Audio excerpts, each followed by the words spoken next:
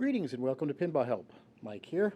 Today I'm working on kind of a hybrid pinball machine. This is a Williams Slugfest. This is a pitch and bat machine that is based around the Williams WPC board set. So it's basically very similar to a pinball machine, and it has all the standard components, the system driver board, the video board, the sound board, and the MPU.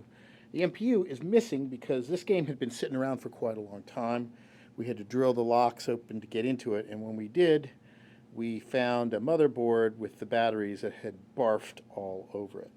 Now I cleaned the MPU board as much as I could, and I still am not all that hopeful of it. This is the board here. Let me turn it around this way. You can see maybe that's a little too bright. Obviously the batteries were right here, and it barfed all over this part. And if you look close, you can still see it's pretty bad. It's pretty bad. I mean, even cleaning and scrubbing and washing it, it still has a lot of green. Electrolyte really caused a lot of damage. It even damaged some of these IDC connectors on the bottom, and so that's what I'm working on today. Is I have to repin these connectors. So let me show you. I've got a new board that I'm probably going to end up having to use right down here. This is a Rotten Dog. Yes, a Rotten Dog, and this is a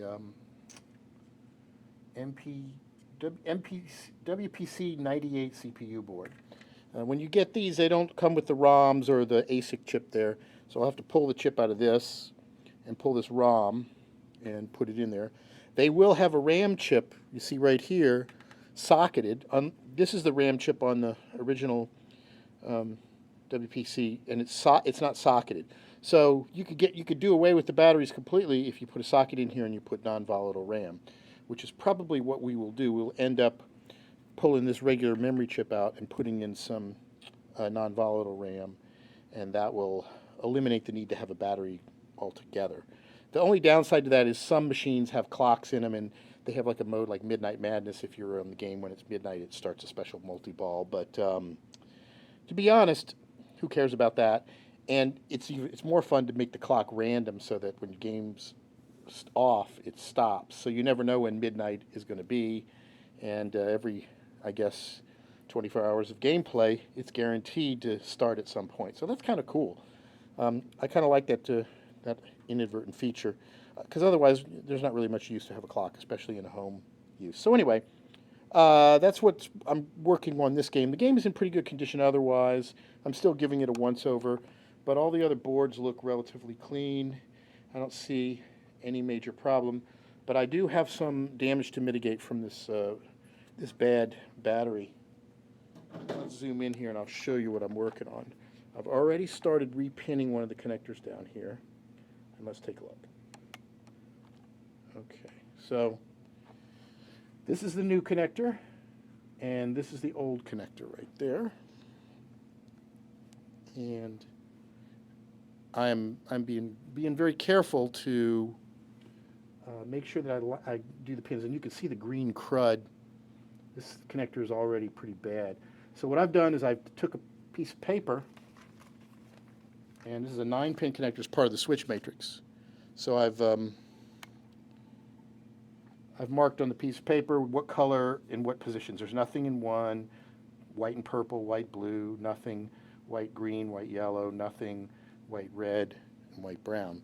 With that, and then I'll also take a picture of it just to be on the safe side, so I'll double check and triple check. And one by one, I will repin these connectors. And let's do one real quick, and I'll show you. It's relatively painless, but it's a little bit of a tedious operation. So try to do this with the camera hovering over me. So first thing we need is a pin, and we're replacing these IDC connectors with what are called trifucon pins that are crimped on. These are punched on. When you're mass producing stuff, it makes more sense to use the IDC because that can be done really quickly, but they're not as good a connection.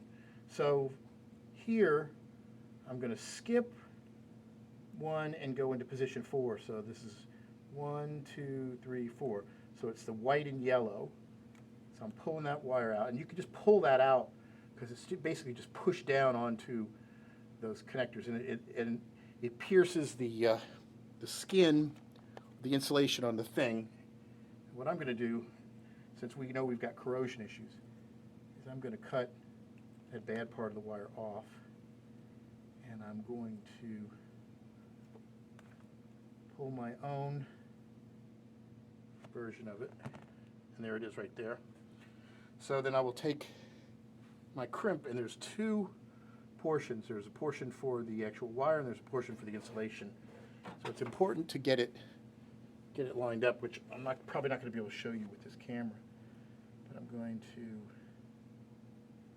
sit it right in there like that.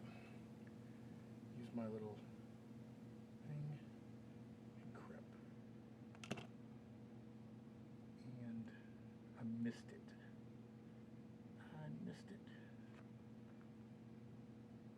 Okay. New pin. It's hard to do this when I'm hunched over and I got the camera behind me. Well, let me see.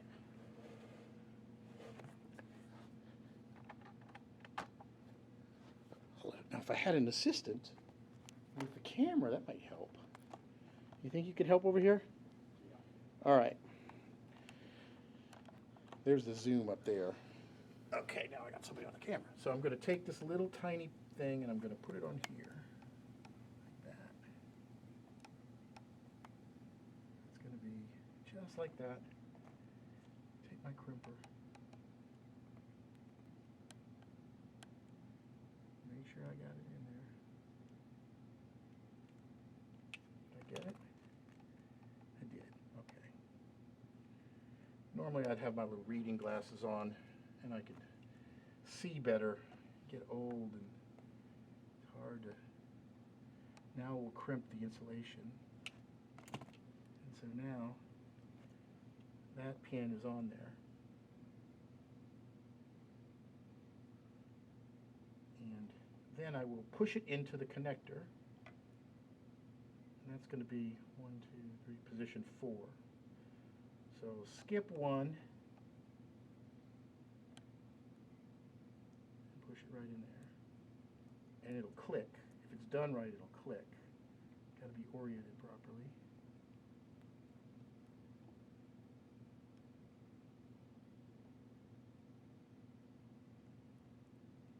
There we go. Okay. And click, it's in. So I'll repeat that with the whole rest of the connector, and slowly but surely I'll get this thing reconnected, and then I'll show you in a future video the progress. So that's it. Thanks for watching. For more, see pinballhelp.com.